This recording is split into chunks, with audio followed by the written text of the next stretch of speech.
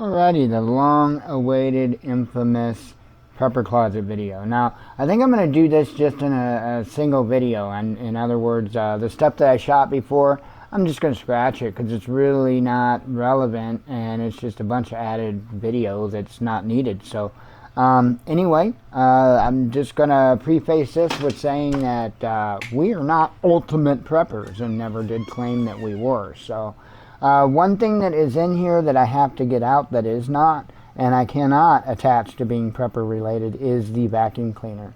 That's it. Everything else in this entire closet is prepper related. So here's how we are going to do this. So turn the light on there. What I'm going to do is, you can tell this closet is just a little bit packed. It's just a little full. And top to bottom, I don't really have much more room to put stuff. Now I can kind of mess around and fill in some holes here and there, and I think I can actually get a little bit out of here that doesn't need to be in here, and probably all together clear off one shelf to be able to add more stuff. But I do have some holes I can fill in back in there and stuff. I'll get to that here in just a moment. As you can see, there's actually a bunch of stuff on the floor here, and so what I'm going to do is I'm going to pull all of that out, and then I'm going to show you what that is. And then after I show you the stuff that I had pulled out, then we will go through and I will show you the shelves. So again, not ultimate preppers, not the best preppers, not anything other than us. And this is how we are doing it. We have a small amount of space to work with, so we really need to pack those calories in as densely and tightly as we can. And I think I've done a fairly good job of doing that. Now, of course, there are some items that we still have to get. You know, there are some areas that we haven't even touched on when it comes to food preps and stuff. We will get there. So. But I think we've got a good, fair start, and I think if the balloon would go up tomorrow or today or in 2 seconds, I think at least we would have a fair shot. So anyway, that's what it's all about. Let me get this stuff cleared out of here, and that way I can go through it, tell you what is all this stuff that's on the floor, and then we'll get in the closet and I'll show you my solution for small space and as many calories as I can pack. So see you in just a moment. Alrighty, I've done my best here to recreate how that stuff was sitting in the closet, and I did that for a reason. Okay, well, first of all, we're not a prepper channel, we're a news channel, but unlike the prepper channels, I don't go out there and read a couple of pages on the internet of something and then come out and make a video and act like I'm an authority on the subject when I have no working knowledge or experience in the matter, and you know, just doing so because, hey, YouTube money is fun, huh? Yeah. So you hear me gripe on these channels a lot because this is important. Okay, explaining this stuff is important. Knowing how to do this stuff is important. Going and reading a couple of websites is not knowing the stuff. Okay? And here's the thing, it's the blind leading the blind. Essentially, that's what it is. The blind leading the blind. And that's why you hear me come out against prepper channels that are well, they're fake. They're fake. Prepping is a lifestyle. It's not about going and reading a couple of pages on the internet and making a video on YouTube. It is a lifestyle. Anyway, you'll understand what I mean.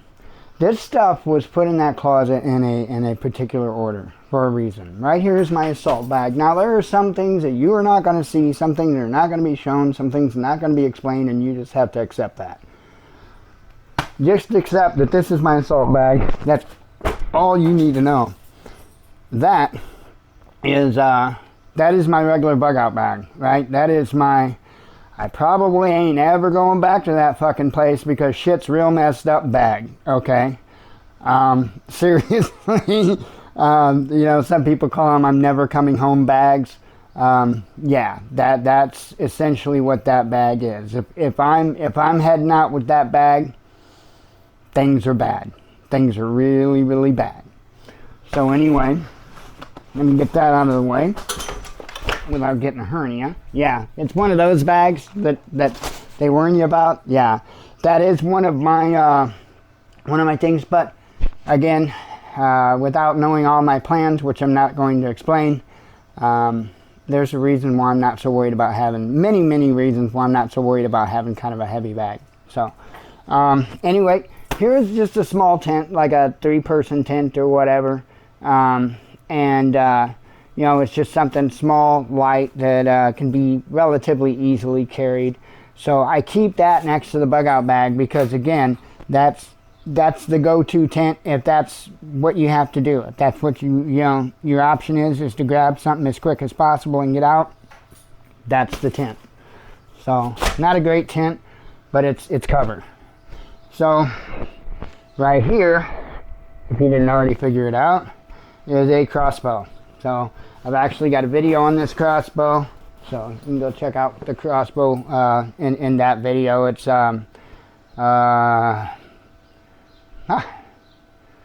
see, I'm not into the Carbon Express. It's a blade, X-Force blade, I believe, is the model. So if you want to check it out, I got a video on it. Jen's bug out bag, okay, or you know, her never coming home bag, or shit's really fucked up, and yeah, that bag. So that is an air mattress, because now we are reaching Gucci prepper stage, okay. That's an air mattress, because hey, things might be hard, but why does the ground have to be? You know what I mean? If you have the means to be able to have it, and you have the means to be able to fill it and use it, then why not? So, hey, they're tents, and we do plan at some point to camp. So I got it more or less for camping, but if push came to shove, yeah. An air mattress, a decent air mattress, would come in handy. So there's the tent. You guys have seen that. I'm actually going to be doing a video on this tent of me setting it up now that I've got equipment that is worthy of me doing something like that, and a wireless mic where I can walk around it and tell you what I'm doing as I'm doing it and stuff. So yep, expect a video on that tent. So anyway, so now we're into the prepper closet. You've seen everything that's outside of the prepper closet. Hanging on the wall here is one of my uniforms. Okay, keep it handy. And one of the things that I probably should have showed you right off, because it is, in my opinion, the most important first step, is that. So hanging right there, I have got a headlamp. So that's important, folks. I think people underestimate light. I really think people underestimate light. So make sure you've got your lighting situation taken care of. So I've got a headlamp right there. I don't even have to pull it off before I turn it on. I just push the button. Oops. There we go. And it's good to go. So also, I will note on this, 18650, you know. So you guys know that I build as much as I can around the 18650 battery platform, and that's why, because I've got so many devices that use it. In fact, that's primarily what I look for, is devices that I can use 18650s in. So the biggest reason why is because you can scavenge them out of old laptop batteries, among other things. Okay, so resupply of batteries is very possible when you're using the 18650 platform. That kind of stuff you're not going to read on a couple of pages on your Ask a Prepper websites and stuff like that. So just saying, that takes working experience and working knowledge and all that. I'm sorry I get frustrated at these so-called prepper channels, but they're bullshit. I'm sorry, they're bullshit. Anyway, I got just over 40 pounds of rice up there. I couldn't tell you how many pounds of soup. Those are the Bear Creek on the right hand side in the green packages in the totes. Those are the Bear Creek soups that Walmart carries. So I've got 2 totes stuffed full of those.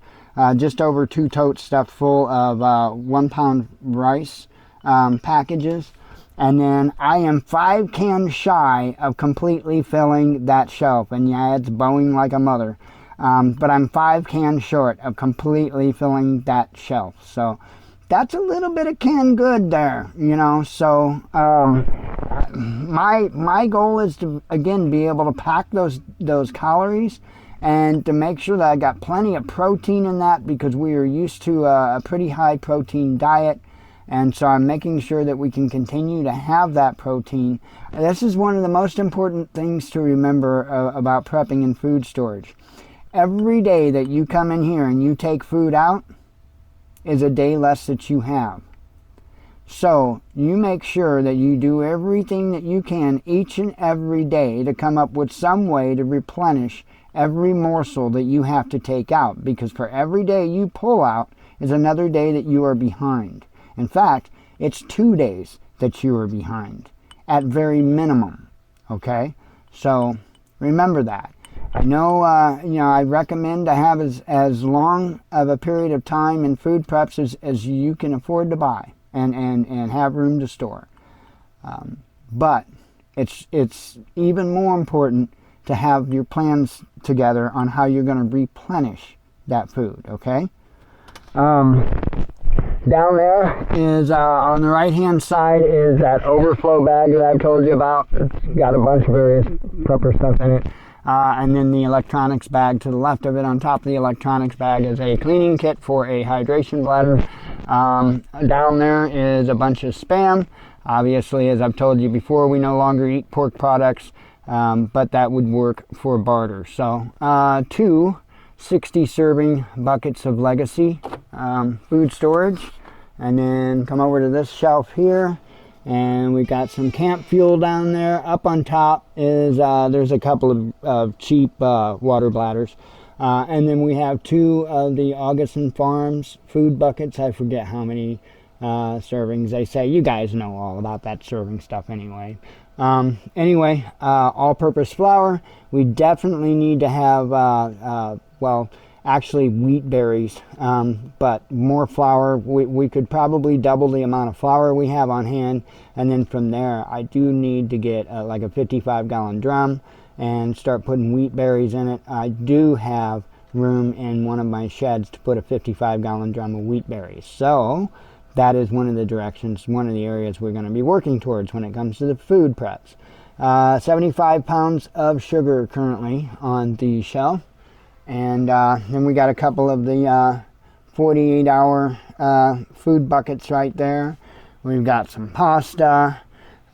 We've got some canned chicken breasts, some canned roast beef, label machine. Got a couple of jars of powdered peanut butter. We'll be adding to that as well. Of course, salt. You need to have salt. Must have salt. Going up a shelf. I'm sticking with food right now, then we'll get the other stuff. We've got creamer. I got 4 big things of creamer there. A fair amount of coffee. That isn't just the front facing, it goes that high behind it too, so it's 2 stacks that high. And then oats. I think that goes back 3 packages of oats. And then as you can see, the syrup. And then the pancake mix. So, yeah. So that takes care of the food portion. Let's come on over here. This here has been kind of a catch-all, to be honest. And that's actually what this is too. So these 2 are just catch-all, prepping catch-all kind of stuff. There's various stuff in there. Of course, that's a food saver and stuff for it up top. Behind that stuff, I told you I keep my solar panels in the prepper closet. Well, there you see them. They're right there. This is my little grab kit. I've got the tourniquet kind of in the molly there, but to just grab and go. And then up here, got one of those fancy breathing devices. So, and then the M17 kit, something to that effect. I think it's M17. If I'm incorrect on the number there, I'm sorry. So, we got a radio bag here. And going down a shelf, we've got our 60-watt solar panel. We've got, that's just a flashlight case. We've got our Go Power that we just got, Go Power Plus. This is my generic Rockpals unit. The 300-watt unit is in there. And of course, this is going to be the Coleman stove that I'm going to be rebuilding here pretty quickly. And the stand for the stove, it's a stand for a Coleman stove. This is a medium-sized Alice pack. It's empty currently. This here is a tent stove in here. I told you I could clear out a shelf if I had to. Yeah, these stoves I could actually get out of here and put in the shed outside. So not an issue. I could clear a shelf out pretty easily. But anyway, this is a tent stove. And then there's my 533 Coleman stove with Coleman parts down there. There's my Coleman lantern. A couple of the smaller bottles of fuel. Like I said, I've got the gallons down there. But so, and then I've got tools on the bottom shelf. Those are all my tools. Tools kind of wrap around to there. So there you have it. I mean, that's the prepper closet. I mean, kind of crazy, right? The reason I say kind of crazy is because, in my opinion, I think I did a fair job of cramming stuff in this small little closet as far as trying to get as much bang for my buck as possible. Now, there's areas that I can tighten up and be able to add more stuff, and I will be doing so. But considering we just got this closet together, I don't think we're doing too awful bad. It's cost a small fortune just to get this, considering that it cost, you know, $400 for a shed.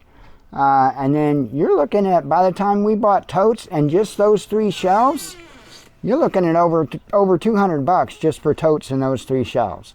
Add another $400 for the shed. We're $600 in just to be able to have the storage to be able to do this. So this stuff, it's not free, it's not cheap, it takes time, it takes dedication, it takes money, and it takes a hell of a lot more than going and looking at a couple of websites and getting on YouTube and making a video.